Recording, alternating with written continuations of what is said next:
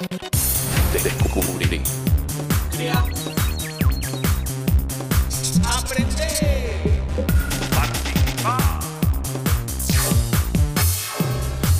Televisión más internet. www.encuentro.com.ar.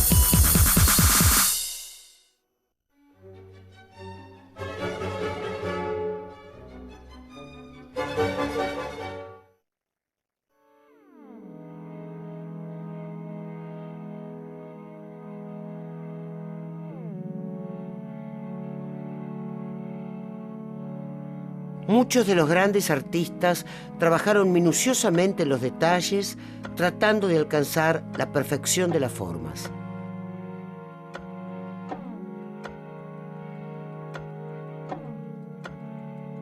Pero a mediados del siglo XX, la obsesión por las formas se traslada a la acción y a la materia, abriendo paso a un nuevo universo regido por la espontaneidad, por el caos y la destrucción. El universo del informalismo.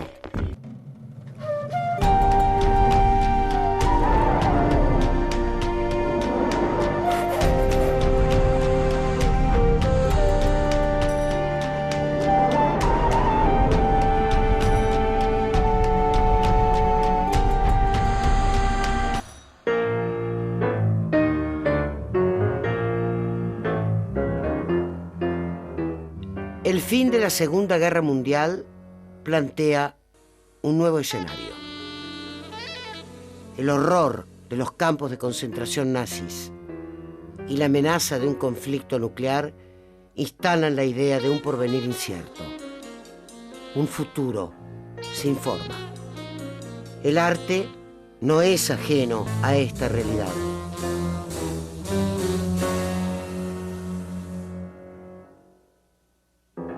En Estados Unidos, el artista Jackson Pollock toma estas ideas y desarrolla una técnica que revoluciona el mundo de la plástica. Pollock lanza pintura directamente sobre el lienzo, sin dibujos ni bocetos previos. Esta técnica, bautizada por su mismo autor como dripping, constituye el concepto fundacional de la pintura de acción, o action painting.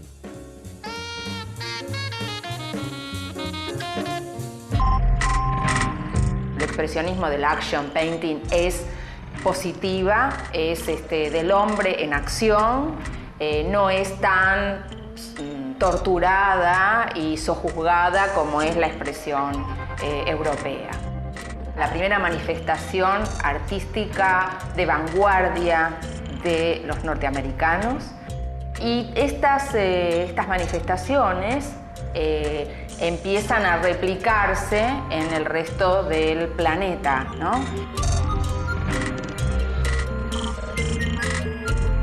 Esta corriente no tarda en llegar a América Latina. A fines de la década de los 50, Kenneth Campbell y un reducido grupo de artistas argentinos, influenciados por la experiencia de la pintura en acción, desarrollan un estilo al que llaman informalismo.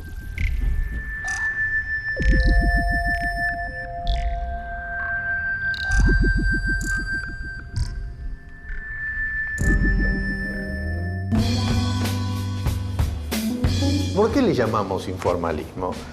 No tanto por la destrucción de la forma como por esa fuerte aproximación al caos.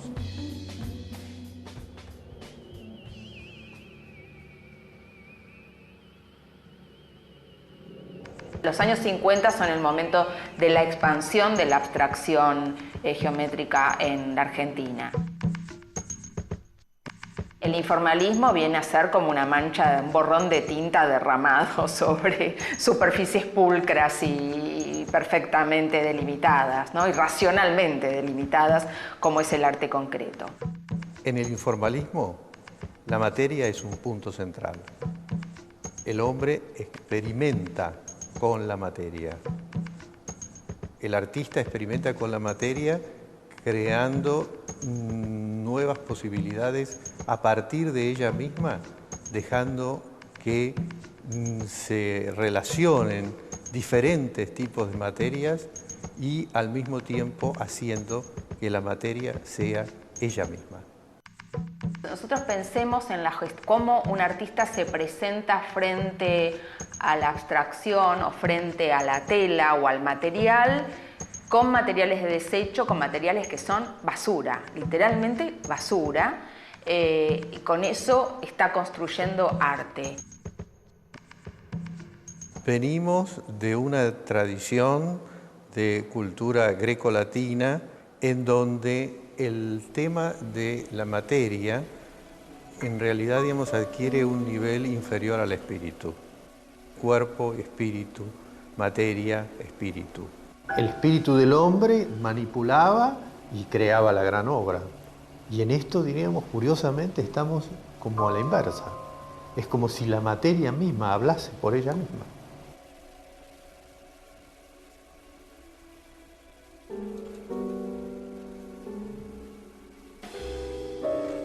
Aparecen las obras de Campbell de los grandes signos negros, que son del 60, 61. Aparecen las obras con carga matérica y superposición de capas pictóricas y otros materiales mezclados como arena, como cal, como betunes, como alquitranes de Greco. Aparecen los collages de latas, las latas de esmalte y demás, pero clavadas y atornilladas sobre una superficie pictórica de Luis Alberto Wells, por ejemplo.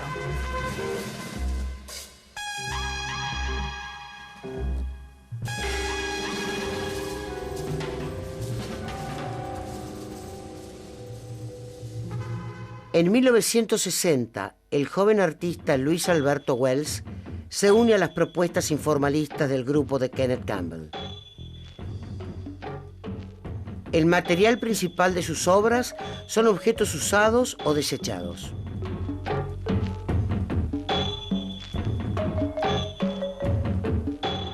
Prácticamente desde el inicio, desde el momento en que nos constituimos como grupo, me aparto de la cosa pictórica del plano, de 2 dimensiones, para incurrir en la tercera dimensión y organizo lo que después se llamó el arte de los objetos. O sea, yo soy el inventor del primer objeto que se hizo en la Argentina, que es el collage que está también reproducido en el libro de Jorge, el collage de las latas.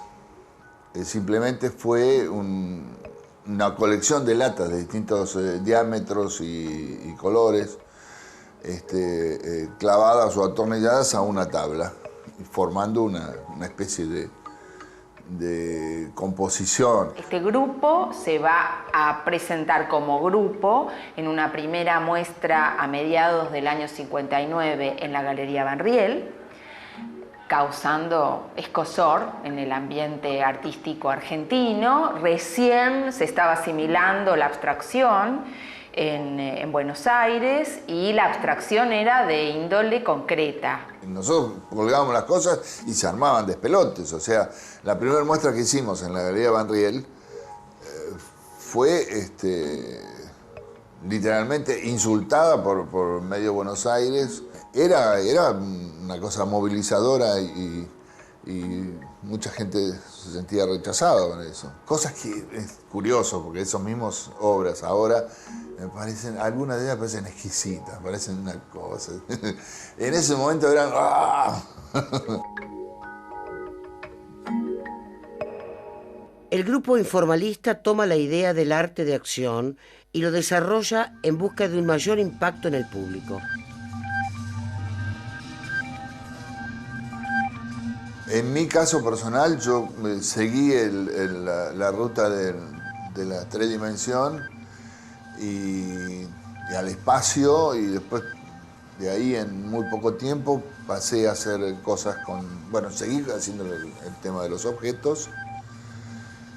Y en ese momento yo estaba preocupado por la integración del espectador con la obra de arte, movilizar a la gente de otra forma.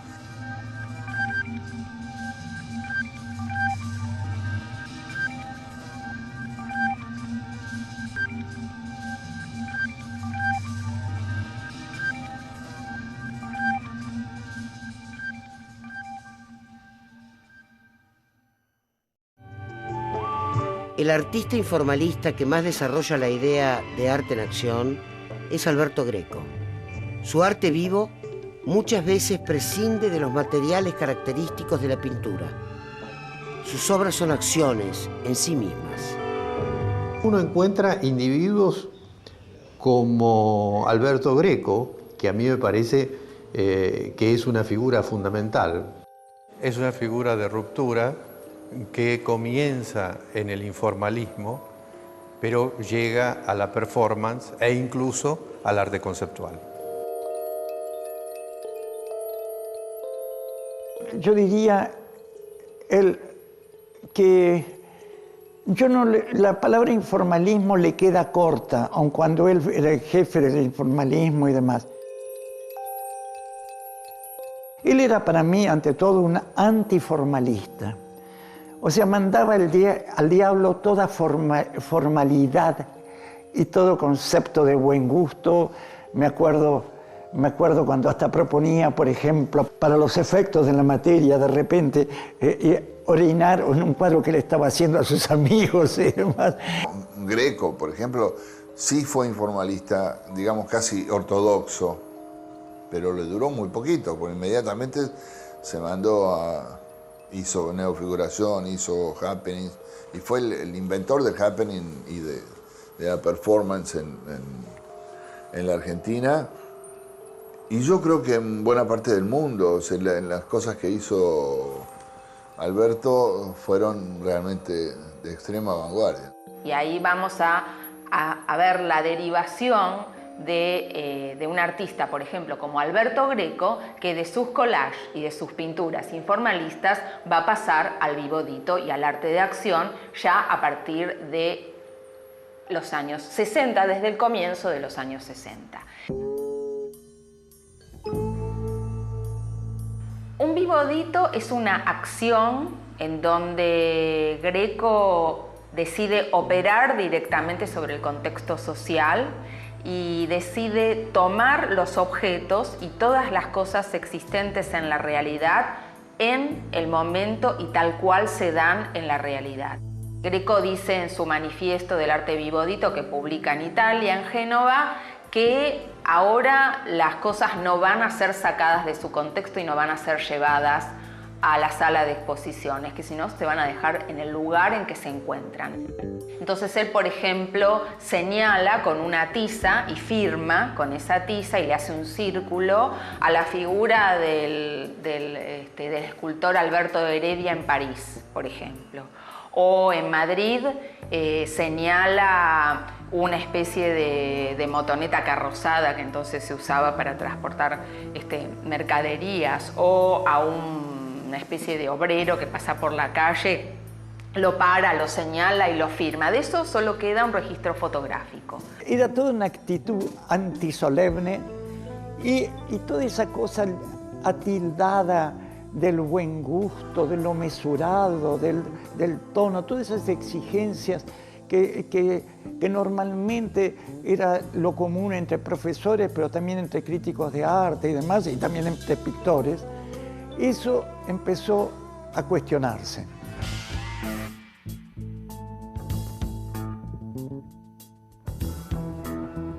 Creo que la presencia de Greco en ese sentido fue muy fuerte, pero él estuvo como un tiempo muy corto, sacudió el tablero así y se fue a fines del 61. En la creación de las obras informalistas se advierte una gran espontaneidad. Mucho más que una figura elaborada o profundamente ensayada, los informalistas valoran el gesto único y definitivo de un pincel sobre el lienzo.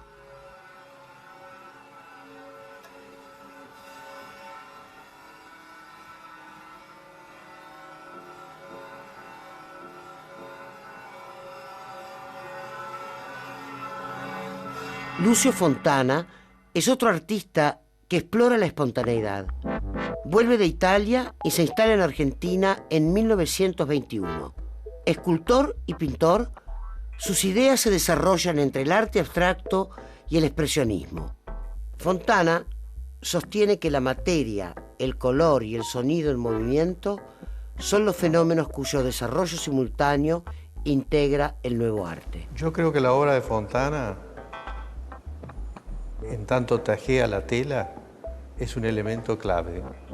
Casi diría que es como la definición más limpia. O sea, porque esa tela tajeada, o sea, implica, digamos, una visión de transformación sobre el mundo. Ver ese tajo sobre la tela me produce siempre conmoción. Algunos son más definitivamente gestuales, otros trabajan el tema de la superposición y el trabajo sobre las materias. En realidad hay una gran diferencia entre este mundo y lo que podría ser el mundo de los geométricos o el mundo de los concretos. El informalismo produjo, o sea, realmente un shock importante a partir del cual, digamos, luego se empiezan a producir otros tipos de movimientos. Es una gran experiencia de ruptura. Hay de estos elementos, por ejemplo, en Berni, hay elementos muy claramente, digamos, de este tipo de informalismo. Por ejemplo, Berni, esos collages de Juanito Laguna con chapas y todo, eso sale de nosotros. O sea, nosotros somos los que trajimos esos materiales y el viejo, que era bien piola, lo vio y dijo, bueno, venga para acá, y los usó de esta manera.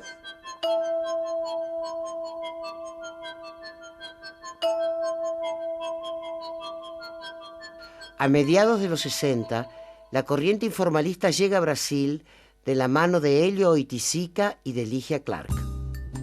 A Ligia Clark, com a criação dos bichos e com a criação dos objetos sensoriais anos depois, também vai permitir com que o conceito de obra aberta, que já era um conceito difundido na Europa naquele tempo, né, pelo Humberto Eco, ganhe força, ganhe presença, ganhe materialidade no Brasil, no campo artístico brasileiro naquele momento, né, na virada dos anos 50 para os anos 60.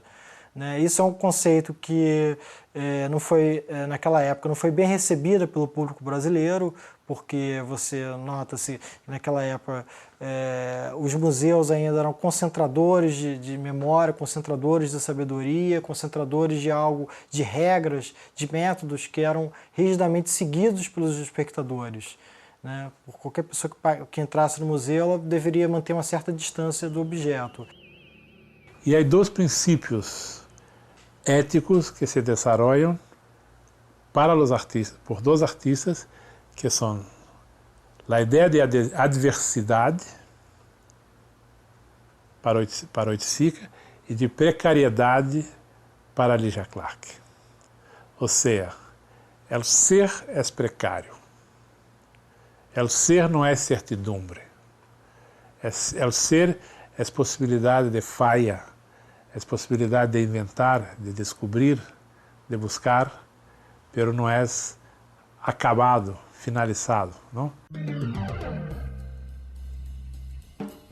En 1964, Hélio Oiticica toma contacto con la realidad de los habitantes de las favelas de Río de Janeiro. Esta experiencia le sirve de inspiración para obras como Tropicalia. Se trata de una ambientación laberíntica, realizada con retazos de telas, plantas, con papagayos de cerámica, arena, textos y un televisor.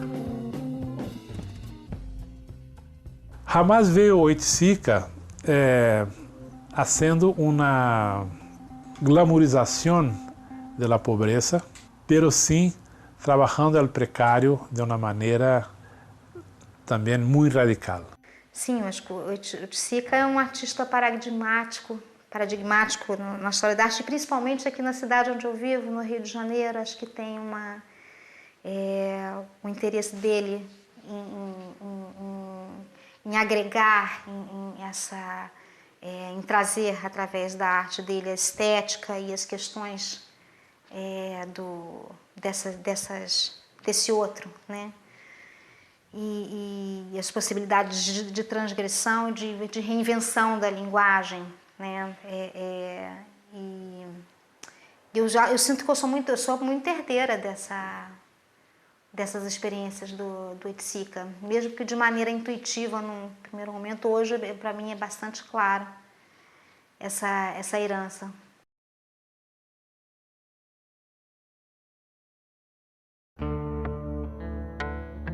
A comienzos de los años 60, la violencia se instala como el lenguaje de la política.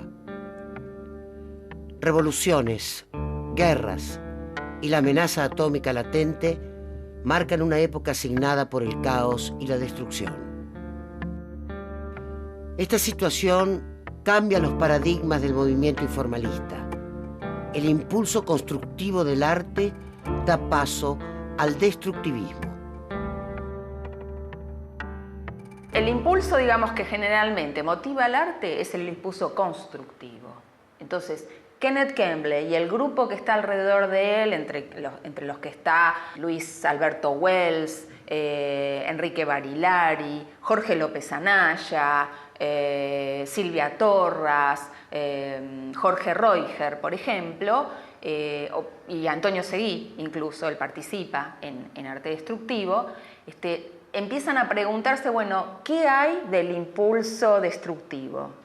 ¿Qué puede generar el impulso destructivo en el arte?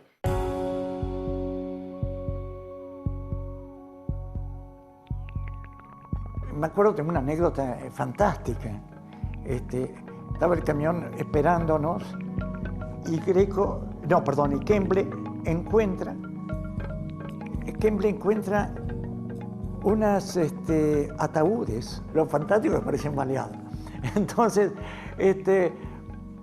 los traíamos y era un día gris, de invierno, y las casas estaban lejos, así, y cargando nosotros esto, y una voz que oímos, ¡ahí vienen los muertos!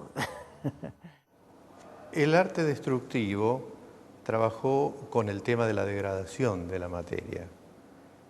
Degradación que se realizaba, diríamos, en diferentes niveles. Pero al mismo tiempo, también trabajó con niveles conceptuales, como aquella obra, ataúdes aparentemente baleados, en realidad perforados.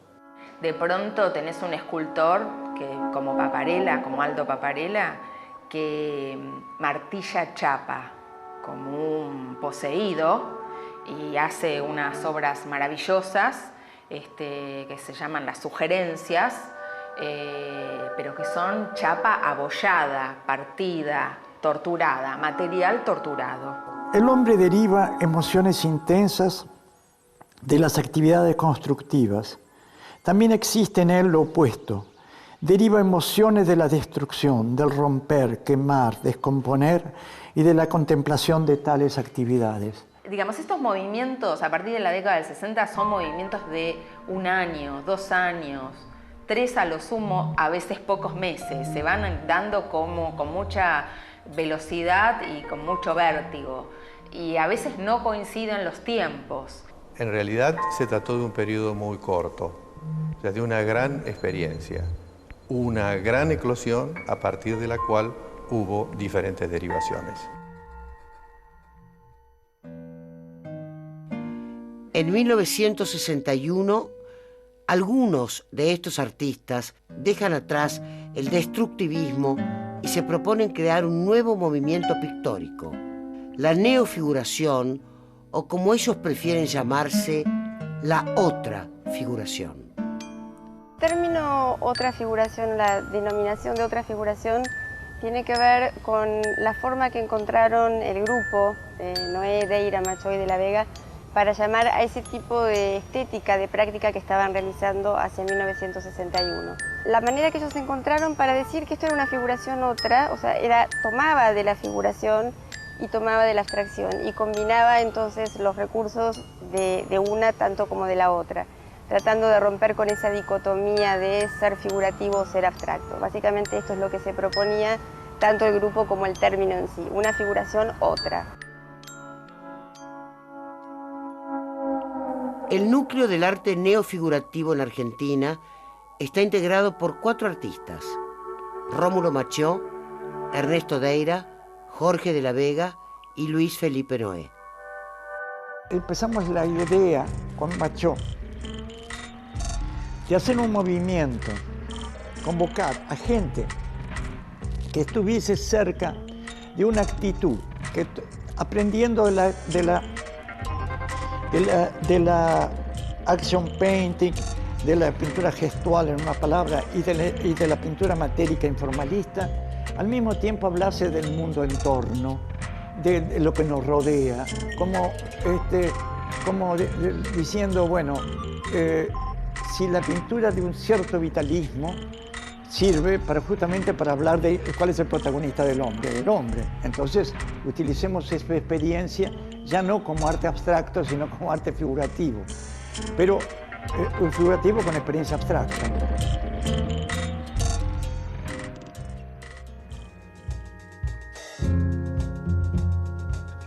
La primera exposición que fue en el Salón Peuser, habíamos invitado, ya dije, a varios, pero al final fue nosotros 4 más 2 más que nos aceptaron participar. Carolina Muchnik y Samir Makarios, que tenían mucho que ver con lo que estábamos buscando nosotros en ese momento. Pero luego de la exposición nos dimos cuenta que el grupo éramos nosotros, que el movimiento no se había hecho y que que estaba bien que ellos participaran en esa exposición, pero que el grupo éramos nosotros y seguíamos nosotros 4. Que era el papel colgando del techo al piso.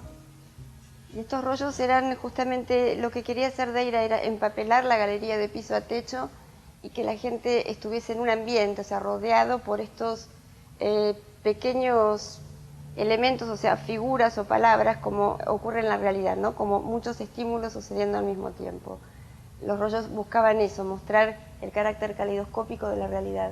Es una cosa absolutamente nueva, en el sentido de que van a ir contra la pintura académica, como decía Rómulo Machó, contra el rosa bombón, contra las tradiciones, contra la normativa. Y esta actitud es una actitud vanguardista que tiene que ver con nuestra realidad argentina más que con influencias de tipo europeas. Por eso entonces utilizan los chorreados, las salpicaduras, el garabato, digamos, el gesto propio del fluir de la conciencia. Es decir, toman aquellas características de la abstracción que había aportado, por un lado, el expresionismo abstracto, le suman las que había aportado el informalismo recientemente y a su vez encaran una nueva evidencia de la figura, una figura que surge de la abstracción y no una figura que surge de una idea mental previa. Siempre me atrajo lo del caos, pero como convocatoria, pero ahí me di cuenta que en un tiempo como el nuestro, de tensiones, rupturas, oposiciones, lo que correspondía era hacer una pintura, como decir, para mí, de visión quebrada, como la llamé, de ruptura de la unidad. Por ejemplo, ayer puse un cuadro Mambo, que era pintado de un lado, después de la parte de atrás dividido con un bastidor dado vuelta. Seguía la segunda parte, había una figura, una silueta en madera que atravesaba la segunda parte, además, que era para mí el cuadro más ruptural que yo había hecho hasta ese momento. El informalismo rompe con los mandatos de la razón y de la geometría. Los artistas se dejan llevar por sus impulsos y por el gesto espontáneo. Tienden hacia una nueva dimensión donde el espacio y la materia no tienen límites precisos. El caos y la destrucción alcanzan el arte.